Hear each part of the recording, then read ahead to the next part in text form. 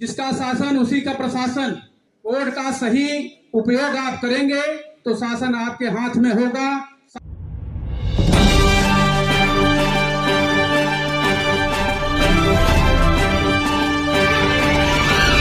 जगन्नाथ पाल जी वो अपने आए और सैफर्ड इंडिया इंटरनेशनल की मंच पर अपना विचार रखें। टाइम का विशेष ध्यान रखें। जगन्नाथ पाल जी। बहुत बहुत धन्यवाद संचालक महोदय। सबसे पहले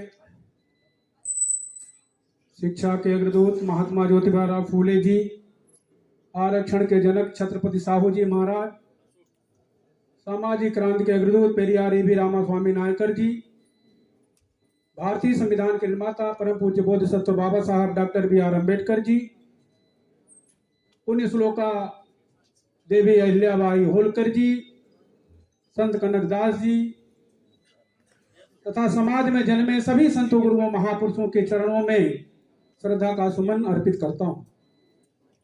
आज सैफर्ड इंडिया इंटरनेशनल के इस 3 मंडल के कार्यक्रम के मुख्य अतिथि बहुत ही सम्मानित राज्यसभा सांसद AR विश्वनाथ साहब का मैं आपकी तरफ से अपनी तरफ से हृदय से स्वागत अभिनंदन वंदन करता हूं।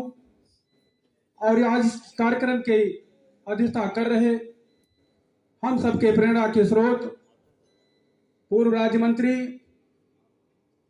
पूर्व प्रदेश अध्यक्ष बहुजन समाज पार्टी, वर्तमान में राष्ट्रीय सचिव समाजवादी पार्टी, हम सबके प्रेरणा के स्रोत बहुत ही सम्मानित माननीय श्री दयाराम पाल जी का आपकी तरफ से अपनी तरफ से स्वागत अभिनंदन वंदन करता हूं तथा मंचासीन सभी अतिथियों का मैं नाम से जानता हूं, लेकिन समय अभाव है, 2 मिनट समय मिला है। मैं सभी मंचासीन सम्मानित साथियों का, मातृशक्ति का, सभी का हृदय से आभार प्रकट करता हूं, स्वागत अभिनंदन वंदन करता हूं तथा सामने बैठे नौजवान बुजुर्ग माताओं बहनों का मैं हृदय से आभार प्रकट करता हूं, आपका स्वागत अभिनंदन वंदन करता हूं। मित्रों, आदरणीय साथियों, आज सैफर्ड इंडिया इंटरनेशनल के बैनर तले हम लोग यहाँ इकट्ठे हुए हैं। ये हमारा भी सौभाग्य है कि हम आप लोगों के बीच में कुछ 2 शब्द बोलने के लिए अवसर प्राप्त हुआ है।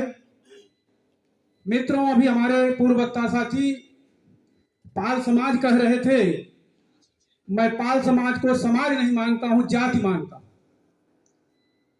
पाल जैसी पाल, बघेल, धनगर, कुरबा, कुरुम्बा, रबारी, रायका इत्यादि जितनी वैरायटी है एक जाति है। इसी तरह से भारतीय समाज में 6743 जातियां हैं। अगर 6743 जातियां, अगर हम जातियों को मजबूत करेंगे तो निश्चित रूप से जैसे गुलाम हैं इसी तरह गुलाम रहेंगे। आदरणीय साथियों, समाज को मजबूत करना है तो उसके लिए सोच पैदा करनी पड़ेगी। हम लोग यहाँ इकट्ठे हुए हैं, विषय है, विषय पर बोलना है। शैक्षिक, राजनैतिक, सामाजिक, आर्थिक, धार्मिक ये विषय हैं आज के इस कार्यक्रम के जो मुख्य बिंदु हैं।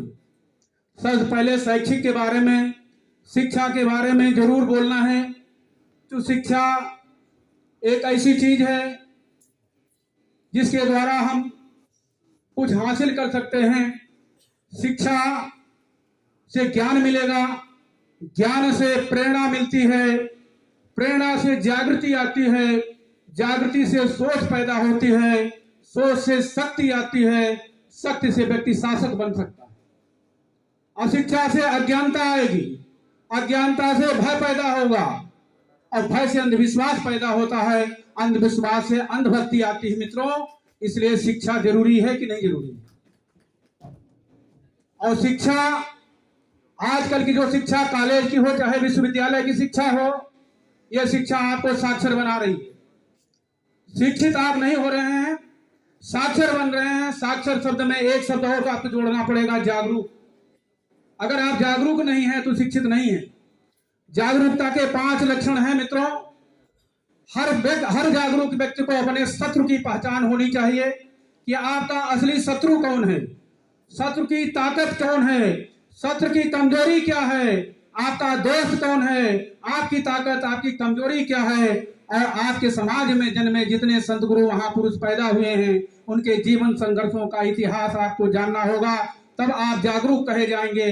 दोनों शब्द मिलाएंगे, साक्षर धन जागरूक, तब जाके आप शिक्षित बन पाएंगे। इसलिए ये मेरा कहना है मित्रों। शिक्षा के मामले में ये हो गया।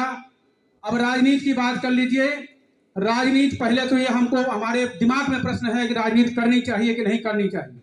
हमारे समाज में तमाम पढ़े लिखे लोग कहते हैं राजनीति से हमसे मतलब नहीं है। जहां राजनीति की बात होती है वहां मैं चुप हो जाता हूं, मैं हट जाता हूं।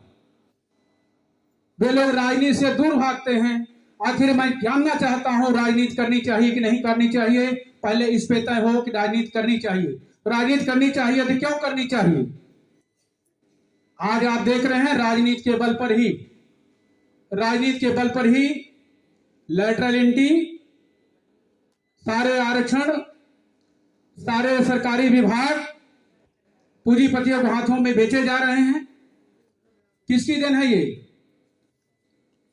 सब राजनीति के बदौलत हो रहा है। इसलिए राजनीति हमें करनी चाहिए।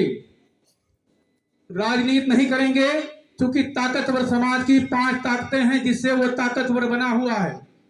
अभी हमारे पूर्व वक्ता साथी भाई राजेंद्र जी बोल रहे थे, शासन प्रशासन 2 शब्द बोले थे, लेकिन ताकतें 5 हैं। शासन, प्रशासन, धर्म, अर्थ, जमीन, ये 5 ताकतों से ताकतवर समाज बनता है। और 5 ताकत आपके पास नहीं है। ना शासन है, ना आपका प्रशासन है, ना आपका धर्म है, ना आपके पास अर्थ है, ना आपके पास जमीन है।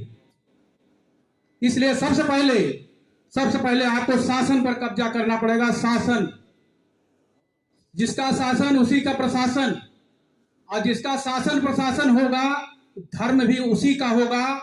क्योंकि जिस भी विचारधारा को सत्ता का संरक्षण प्राप्त होगा वह विचारधारा पूरी दुनिया में फैल जाएगी। जैसे सम्राट अशोक के समय में बौद्धिज्म पूरी दुनिया में फैला कि नहीं फैला? इसलिए शासन, प्रशासन, धर्म, 3 ताकत आने के बाद 4थी ताकत भी आपकी होगी, 5वीं ताकत भी आपकी होगी। इसलिए सबसे पहले आपको शासन पर कब्जा करना पड़ेगा। शासन के लिए वोट का अधिकार मिला हुआ है। वोट का सही उपयोग आप करेंगे तो शासन आपके हाथ में होगा। शासन आपका होगा तो प्रशासन भी आपका होगा। सारी ताकतें आपके पास होगी। इसलिए मित्रों, शासन राजनीति करना बहुत जरूरी है। घंटी बज गई है, बातें बहुत हैं। मैं 100 बात की 1 बात करना चाह रहा था, 1 बात की 100 बात नहीं करना चाह। फिर समय मिलेगा, फिर कभी बात करते हैं। फिर आपका पुनः स्वागत अभिनंदन वंदन करते हुए अपनी बात विराम देता हूं। जय भीम, जय भारत, जय मातरम।